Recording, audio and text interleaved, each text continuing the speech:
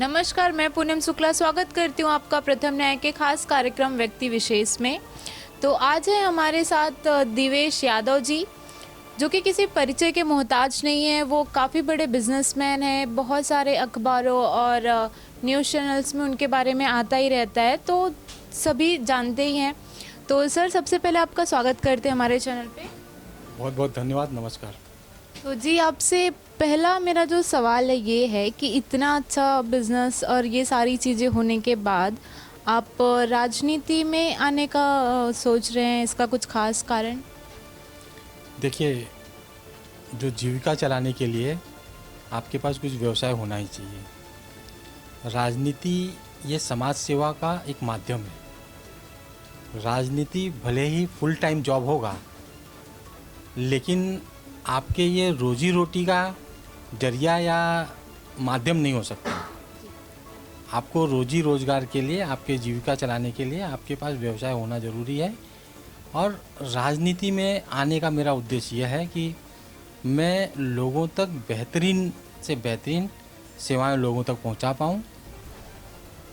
मेरे जो सोर्सेज हैं उनके माध्यम से मैं पहुंचता हूं, लेकिन मुझे ऐसा अनुभव हुआ धीरे धीरे समाज सेवा के क्षेत्र में कि जितनी सुविधाएं लोगों तक पहुंचनी चाहिए वो नहीं पहुंच रही हैं।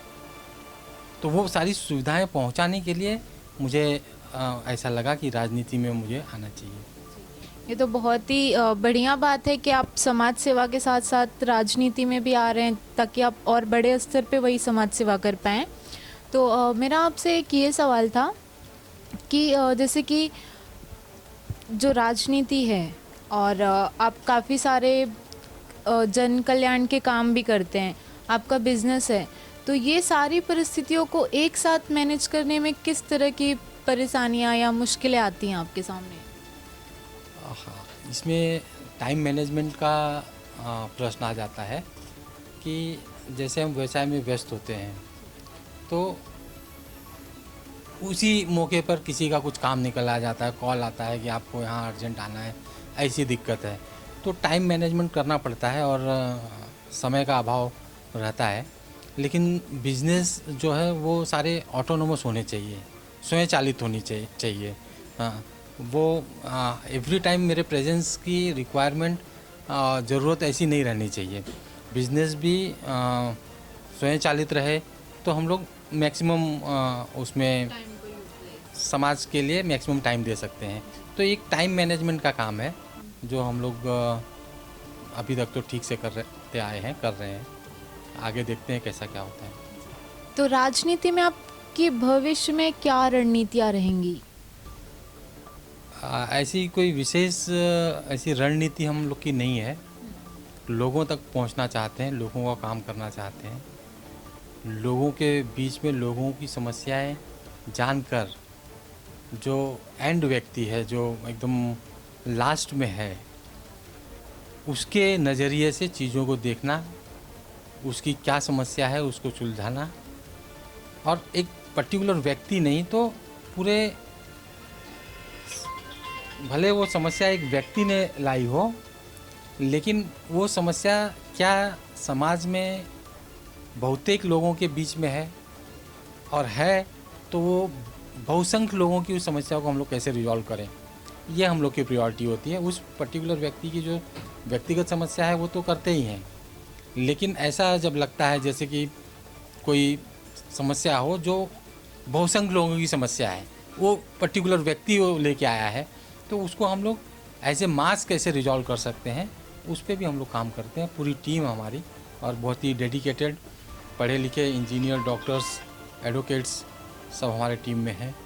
तो हम लोग को पूरा सही मार्गदर्शन, सही राय और सही जानकारी कि इसमें कानून क्या कहता है और क्या होना चाहिए, उस हिसाब से हम लोग काम करते हैं। तो कुछ वर्षों में आप राजनीति में खुद को कहाँ देखते हैं? क्या एक आपका ऐसा लक्ष्य है? देखिए, आने वाले महानगर पालिका का चुनाव हम लोग लड़ना चाह रहे हैं और एज ए इंडिपेंडेंट कैंडिडेट हम लोग लड़ना चाह रहे हैं। तो हम लोग किसी पक्ष में हम लोग नहीं हैं और किसी पक्ष का दामन थाम के हम लोग नहीं करना चाह रहे हैं। हम लोग एज ए इंडिपेंडेंट लड़ना चाह रहे हैं।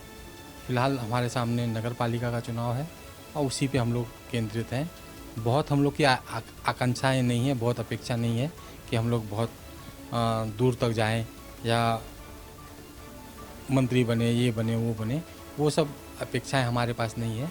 फ़िलहाल जो अभी चुनाव है उसमें हम लोग जा रहे हैं और लोगों तक सेवाएं कैसे पहुंचा सकें, मंत्रियों तक लोगों को कैसे ले जा सकें, समस्या को और उसका जो निराकरण है उसके पास कैसे पहुंचाएं, ये हमारी प्रथम प्रायोरिटी है इस वक्त। बहुत ही बढ़िया सोच है।